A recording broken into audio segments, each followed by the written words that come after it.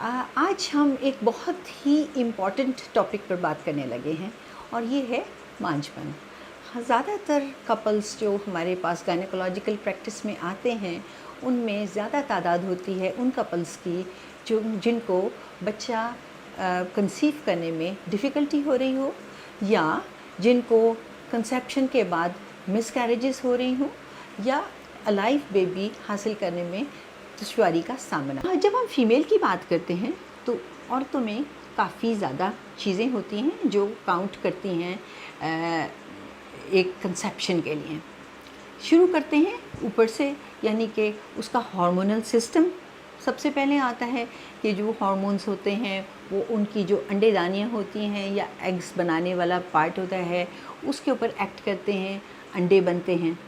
अब औरतों के अंडे जो हैं हर माह रिलीज़ होते हैं और अगर ये अंडे रिलीज़ नहीं होते तो भी कंसेप्शन होने में बहुत ज़्यादा मुश्किल हो जाती है। इसी तरह दूसरा पार्ट आता है कि पैसेजेस, यानी कि रास्ते, क्या रास्ते खुले हैं कि जिनके थ्रू स्पर्म्स को जगह मिले और वो ट्यूब्स में से जाके उन एग्स को फर्टिलाइज़ कर सकें और फिर वो फर्टिलाइज्ड एग्स वापस उन रास्तों के थ्रू यूट्रस के अंदर आके अपने जो बेड है, यूट्रस की जो लाइनिंग ऑफ द वूम होती है वो बेड कहलाती है, कि उस बेड में वो एग आके फर्टिलाइज्ड एग आके इम्प्लांट हो सके। तो ये भी बहुत इम्पॉर्टेंट है। तो दूसरा नंबर पे जो बात आ गई वो है पैसेजेस। तो अगर पैसेजेस खुले नहीं हैं तो भी प्रॉब्लम हो सकती है। तीसरे नंबर पे आ जाता है और छोटे फैक्टर्स, वो हो सकते हैं कि यूट्रस की शेप क्या है, यूट्रस की पोजीशन क्या है, सर्विक्स की पोजीशन क्या है, उसके बाद जो सर्विक्स यानी कि रहम का जो मुंह होता है उसके अंदर थोड़ी सी म्यूकस होती है, म्यूकस प्लग मौजूद होता है, उस म्यूकस प्लग की कंसिस्टेंसी क्या है। अच्छा, अब ये सब चीज़ें जो हैं ये मैटर करती हैं किसी भी कपल की फर्टिलिटी को जांचने में। अगर सर्वाइकल म्यूकस सपोजिंगली बहुत थिक है तो मुमकिन है कि स्पर्म्स उसको पेनिट्रेट ना कर सकें और वो अपने रास्तों पे सही ना पहुंच सकें। तो इसीलिए आज हम जो डिस्कस करने वाले हैं वो चीज़ें डिस्कस करते हैं कि किस तरीके से हम इन नेचुरली फर्टिलिटी को का चांस इंक्रीज़ करें, या वो चीज़ें आप अपनी डाइट में से अवॉइड करें जो आपकी फ़र्टिलिटी को डिक्रीज़ करती हैं, या वो चीज़ें हम ज़्यादा इस्तेमाल करें जो कि आपके एग्स को बेटर बना सकती हैं और इसी तरह आपके पार्टनर यानी आपके हस्बैंड के स्पर्म्स को भी बेटर बना सकती हैं। जो इम्पॉर्टेंट चीज़ें हैं उसमें एक चीज़ ये भी बहुत इम्पॉर्टेंट है, आया कि हम फर्टाइल टाइम को सही अवेल करते हैं कि नहीं। अब एक चीज़ मैं आपको बताती चलूँ इस वक्त कि तकरीबन 25% कपल्स लकी इनफ होते हैं कि वो शादी के पहले 3 महीनों में ही कंसेप्शन हो जाए। बाकी जो 75% कपल्स हैं उनको टाइम लग सकता है तकरीबन 6 माह से 1 साल तक। तो वो कपल्स जिनको पहले 3 महीने में प्रेगनेंसी नहीं होती उनको घबराने की ज़रूरत नहीं है, क्योंकि जैसे मैंने बताया कि नेचुरली जब सब चीज़ें बिल्कुल ठीक हों उस सूरत में भी बाज़ कपल्स को प्रेग्नेंट होने में या कंसीव करने में तकरीबन 6 माह से 1 साल तक का वक्फा लग सकता है। सबसे पहले मैं आपको बताना चाहूँगी कि फ़र्टाइल पीरियड क्या होता है। फ़र्टाइल पीरियड वो होता है कि जिस दौरान सेक्स करने से आपको ज़्यादा चांसेस होते हैं कि एग फर्टिलाइज़ हो जाएगा और प्रेगनेंसी हो जाएगी। अच्छा, ज़्यादातर एक मिथ है, लोग देखते हैं कि जी अच्छा आज मुझे पीरियड्स आए हैं तो इससे 12वां दिन या इससे 14वां दिन या इससे 13वां दिन जो है उसमें मेरा एग मैच्योर हो जाएगा। ऐसी कोई बात नहीं है। हमें हर औरत की साइकिल के मुताबिक फ़र्टिलिटी टाइम को डिटरमाइन करना होता है। फ़र्टिलिटी टाइम यूजुअली आपको पीरियड्स जब जिस दिन आते हैं उससे पहले 12 या 14 दिन पहले वाला टाइम आपका फर्टिलिटी टाइम होता है। तो पीरियड्स आने के बाद आपने टाइम कैलकुलेट नहीं करना होता, बल्कि आपने ये कैलकुलेट करना होता है कि आपको आमतौर पे जितने दिन बाद पीरियड्स आते हैं उससे पहले 12 से 14 दिन जो हैं वो आपका फर्टाइल पीरियड है। फॉर एग्ज़ाम्पल लेट्स से کہ ایک عورت کو تقریباً 40 دن بعد پیریڈز آتے ہیں، یعنی کہ اس کو پہلی تاریخ کو پیریڈ آئے اور اس کے بعد اگلی سائیکل میں اس کو 10 تاریخ کو پیریڈ آتے ہیں، یعنی کہ اس کی سائیکل لمبی ہے اور 40 ڈیز کے بعد اس کو پیریڈ آتے ہیں. تو ان کا جو ہے فرٹیلیٹی ٹائم یوزلی مہینے کی 26 تاریخ سے لے کے 28 تاریخ تک ہوگا، کیونکہ 12ویں دن سے 14واں دن اور پھر آگے ان کا ڈیٹس آف پیریڈ. تو ہر عورت کو چاہیے کہ وہ اپنی سائیکل کا حساب رکھے. اسی طرح وہ لوگ جن کی سائیکل شارٹ ہے، یعنی کہ 28 ڈیز کی ہے یا 26 ڈیز کی ہے، تو ان کو بھی اسی طریقے سے 12 یا 14 دن پیچھے آنا ہے. تو 12 to 14 ڈیز والا پیریڈ جو ہے that is the most fertile time. اچھا، اس وقت میں ایک اور بات بتاؤں گی کہ جو میل سپرمز ہیں ان کا جو لائف ٹائم، مطلب ان کی جو لائف ہے وہ کافی لمبی ہوتی ہے. وہ تقریباً 4 سے 6 دن تک زندہ رہ سکتے ہیں، جبکہ جو فیمیل کا ایگ ہے اس کی لائف اتنی لمبی نہیں ہوتی، وہ تقریباً 48 گھنٹے تک صحیح حالت میں ہوتا ہے. تو اگر سیکس جو ہے 2 یا 3 دن پہلے بھی ہوئی ہو اوویولیشن سے، تبھی بھی فرٹیلیٹی کا چانس ہے، فرٹیلائزیشن کا چانس ہے. اور اسی طرح ایگ کے ریلیز ہونے کے بعد اگر ودن 2 ڈیز بھی سیکس ہوئی ہو تو بھی فرٹیلیٹی کا یا فرٹیلائزیشن کا چانس ہے. اب ہم بات کرتے ہیں کہ آپ کو کیسے پتہ چلے گا کہ یہ آپ کا اوویولیشن ٹائم ہے، کیونکہ کافی زیادہ خواتین مجھ سے یہ سوال کرتی ہیں کہ ڈاکٹر صاحب ہمیں یہ بتائیے کہ ہمیں کیسے پتہ چلے گا کہ ہمارا اوویولیشن کا ٹائم ہے. یا بعض خواتین مجھے آ کے یہ کہتی ہیں نہیں ڈاکٹر صاحب مجھے تو پتہ چل جاتا ہے کہ جس وقت مجھے اوویولیشن ہوتی ہے اور ہم اگر اس وقت سیکس کریں تو پریگننسی ہو جاتی ہے. بڑی مائنر سی چیزیں ہوتی ہیں، بڑی سینسٹیو سی چیزیں ہوتی ہیں، ان کو آپ نے نوٹ کرنا ہوتا ہے. جس میں سے ایک چیز تو ہے بیزل باڈی ٹیمپریچر. اس کا مطلب ہے آپ کی باڈی کا بیزل ٹیمپریچر. اس کو میئر کرنے کے لیے آپ کو ایک اسپیشل تھرمامیٹر ہوتا ہے، آپ اس کے ذریعے اپنا باڈی کا ٹیمپریچر میئر کرتے ہیں. آپ کی باڈی کا ٹیمپریچر عام طور پہ جو سائیکل کا پہلا ہاف ہوتا ہے، یعنی کہ اوویولیشن تک، عام طور پہ وہ ½ ڈگری کم ہوتا ہے. اور جب آپ کو اوویولیشن ہو جاتی ہے تو اس کے بعد وہ ½ ڈگری انکریز ہو جاتا ہے. جسٹ بیفور اوویولیشن ½ ڈگری کا ڈراپ بھی آ سکتا ہے. سو پہلے ½ ڈگری ڈراپ ہوتا ہے، پھر ایک دم سے ½ ڈگری رائز ہوتا ہے، اور پھر ریسٹ آف دا ٹائم میں ½ ڈگری ریز ٹیمپریچر کے ساتھ آپ کی باڈی رہتی ہے. اب یہ ٹیمپریچر میئر کیسے کرنا ہوتا ہے، یہ بھی بہت ہی امپورٹنٹ سوال ہے، کیونکہ زیادہ تر لوگوں کو اس بات کا نہیں پتہ کہ اس کو کیسے میئر کرنا ہے. اب اس کے لیے بہت امپورٹنٹ ہے کہ جب آپ سو کر اٹھیں تو ایون بیٹھنے سے پہلے اور ایون بات کرنے سے پہلے آپ اپنا ٹیمپریچر میئر کریں. ٹھیک ہے، یہ نہیں ہے کہ آپ اٹھ کے آپ نے بیڈ سے گئیں، آپ جا کے تھرمامیٹر اٹھا کے لائیں، پھر نہیں، آپ لیٹے اپنے بیڈ سائڈ پہ رکھا کریں اور لیٹے آپ اپنا تھرمامیٹر اٹھائیں اور کوئی بھی بات کرنے سے پہلے اپنا ٹیمپریچر چیک کریں. اس طرح اگر آپ پورے مہینے اپنا ٹیمپریچر چیک کریں گی تو پھر آپ کو پتہ چل جائے گا کہ آپ کا اوویولیشن ٹائم کون سا ہے. اس کے علاوہ باڈی کے اندر کچھ سائنس بھی آتے ہیں جس سے پتہ چلتا ہے. اگر آپ بہت سینسیٹیو ہیں تو آپ بالکل ریئلائز کر پائیں گی کہ آپ کو اپنی اوویولیشن ٹائم کا پتہ چل رہا ہے. وہ کیسے کہ بعض لوگوں کو اوویولیشن ٹائم کے دوران ہلکا سا کریمپ محسوس ہوتا ہے، ان کو محسوس ہوتا ہے کہ جیسے ہلکا سا پیٹ میں درد ہوا ہے. بعض لوگوں کو اس دوران ہلکی سی اسپاٹنگ بھی آ سکتی ہے، اور بعض لوگوں کو اپنا جو باہر کا حصہ ہے، یعنی کہ جس کو ولوا کہتے ہیں اور وجائنا کہتے ہیں، ان کو ایسا محسوس ہوتا ہے کہ جیسے وہ ہلکا سا سولن ہے. تو وہ بھی ایک سائن ہوتا ہے اوویولیشن کا. بعض لوگوں کی سیکس ڈیزائر جو ہے وہ اس دوران بڑھ جاتی ہے، وہ بھی سائن ہوتا ہے اوویولیشن کا. اس کے علاوہ کچھ لوگ سروائکل میوکس کو چیک کرتے ہیں یہ دیکھنے کے لیے کہ اوویولیشن ہوئی ہے کہ نہیں. اچھا، اس کے بھی بہت سے طریقے ہیں اس کو چیک کرنے کے لیے. آپ اپنی سروکس کو ہاتھ لگا کے اس کے اوپر عام طور پہ میوکس ڈسچارج ہر وقت ہوتا ہے، لیکن اس ڈسچارج کی کنسسٹنسی چینج ہوتی رہتی ہے. اور جب اوویولیشن ہوتی ہے تو عام طور پہ جو سروائکل میوکس ہے وہ بہت کلیئر ہو جاتی ہے، اور اس کے اوویولیشن کے فوراً بعد وہ بہت تھک اور سٹکی ہو جاتی ہے. اگر آپ پہلے ہاف آف دا سائیکل میں دیکھیں تو آپ کو محسوس ہوگا کہ آپ کی جو سروائیکل میوکس ہے وہ اگر آپ اس کو ایسے کر کے 2 انگلیوں کے درمیان ایسے کریں تو وہ تار نہیں بنا پاتی بلکہ وہ ٹوٹ جاتی ہے.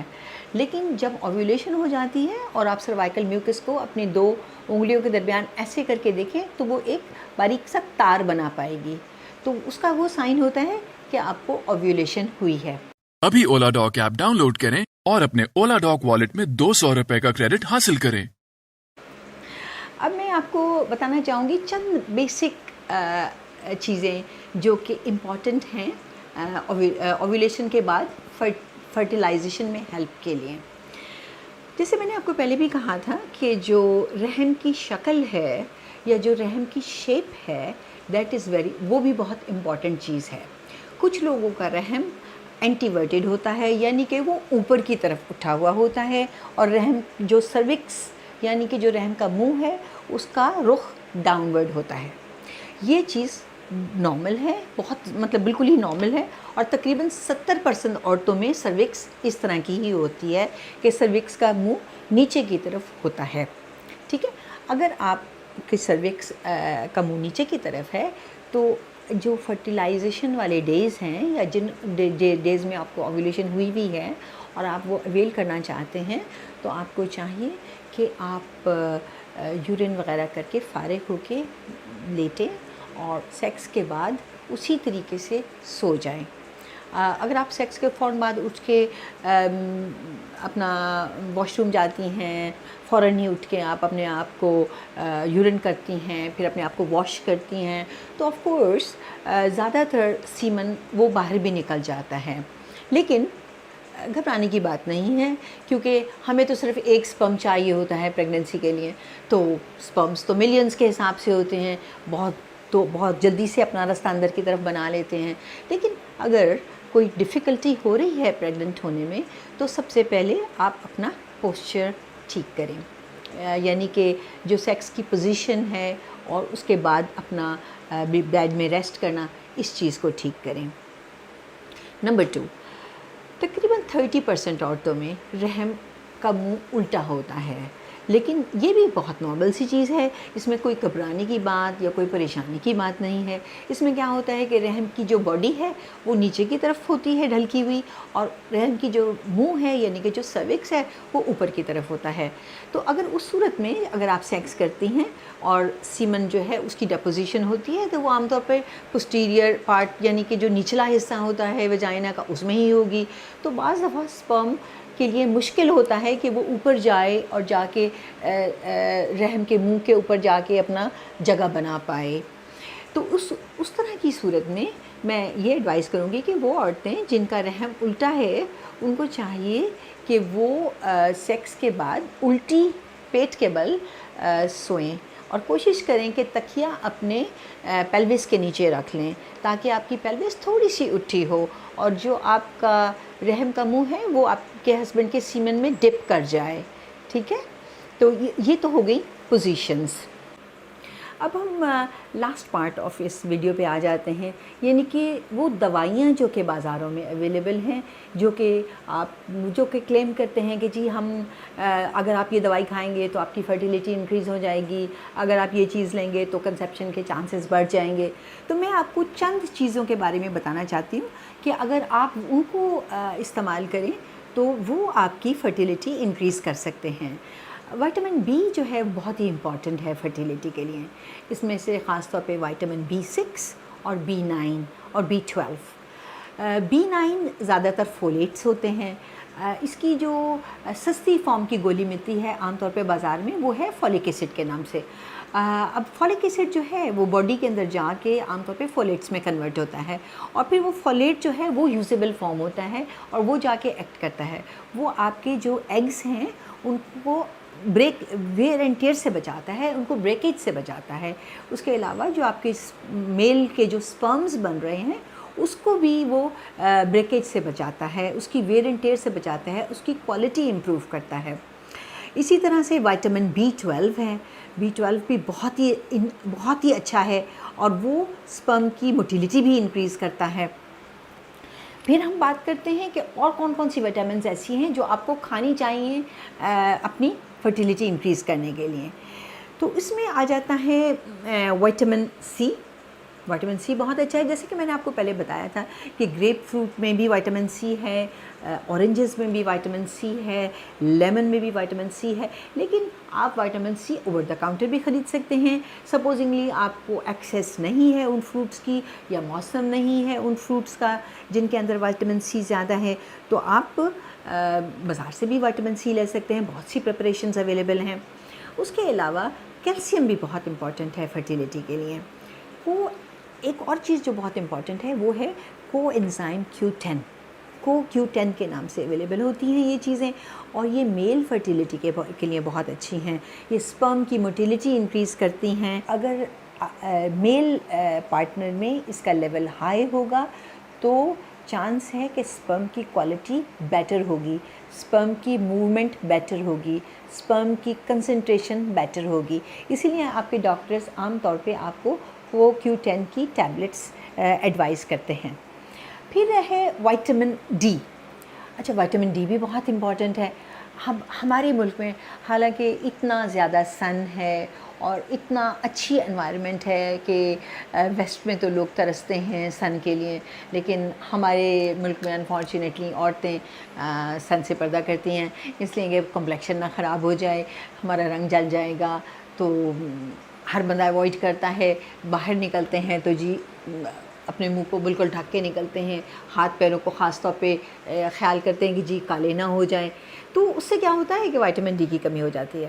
ہماری ایشین پاپولیشن، زیادہ تر ایشین پاپولیشن جو ہے اس میں وٹامن ڈی کی بے حد ڈیفیشنسی ہے. تو وٹامن ڈی بہت امپورٹنٹ ہے اچھا ایگ بنانے کے لیے اور اچھا سپرم بنانے کے لیے. اب میں یہ جو چیزیں بتا رہی ہوں یہ صرف فیمیل کے لیے نہیں ہیں، یہ میلز کے لیے بھی ہیں. تو مرد حضرات جو ہیں وہ بھی اپنی ڈائٹ کا خاص خیال رکھیں. اسموکنگ جو ہے آپ کے لیے بے حد خراب ہے، کیونکہ اسموکنگ سے بھی سپرم کی کوالٹی خراب ہو سکتی ہے. الکوہل بہت خراب ہے. اس کے بعد آئرن کی ڈیفیشنسی جو ہے دیٹ کین آلسو، وہ بھی بعض دفعہ اوویولیشن کی پرابلمس کر سکتی ہے. وہ بھی اگر آدمیوں میں بھی آئرن کی کمی ہو تو اس کی سپرم کی کوالٹی بھی خراب ہو سکتی ہے. پھر سیلینیم ہے. سیلینیم بھی بہت امپورٹنٹ ہے. یہ آپ کو ٹیونا فش میں مل جائے گا، شریمپس میں مل جائے گا، سینٹرین کی فش جو ایک ٹائپ آف فش ہے اس کے اندر مل جائے گا. تو یہ بھی بہت اچھا ہوتا ہے. اس کے علاوہ سیلینیم جو ہے آپ کو پروڈکٹس کی فارم میں فارمیسی سے بھی اویلیبل ہوگا. پھر زنک ہے. Zinc is also very very important. یہ بھی آپ اپنی اگر اس کی سپلیمنٹس آپ تو جب یوز کریں تو آپ کی اوویولیشن میں آپ کو ہیلپ ملے گی. تو جب بھی آپ اپنے لیے کوئی اوور دا کاؤنٹر آپ کوئی وائٹامنس یا کوئی سپلیمنٹس ڈھونڈنے کے لیے جائیں تو آپ کوشش کریں کہ آپ وہ سپلیمنٹس چوز کریں جن کے اندر zinc, selenium, calcium, vitamin D, vitamin C, vitamin B6، vitamin B9، vitamin B12 یہ چیزیں شامل ہیں، اور آئرن بھی شامل ہے. تو یہ وہ سپلیمنٹ آپ کے لیے پرفیکٹ سپلیمنٹ ہوگا. اور اس کے علاوہ وہ سپلیمنٹس جس میں Q10 ہے وہ بہت ہی اچھے ہیں، تو آپ ان کو بھی اپنے ڈائٹ کا حصہ بنا سکتے ہیں. Thank you. اب پاکستان کے ہزاروں ڈاکٹر سے ویڈیو کنسلٹیشن کے ذریعے علاج کروائیں. تو ابھی اولا ڈاک ایپ ڈاؤن لوڈ کریں اور گھر بیٹھے اپنی صحت کا خیال رکھیں. اولا ڈاک، مشکل وقت میں آپ کے ساتھ.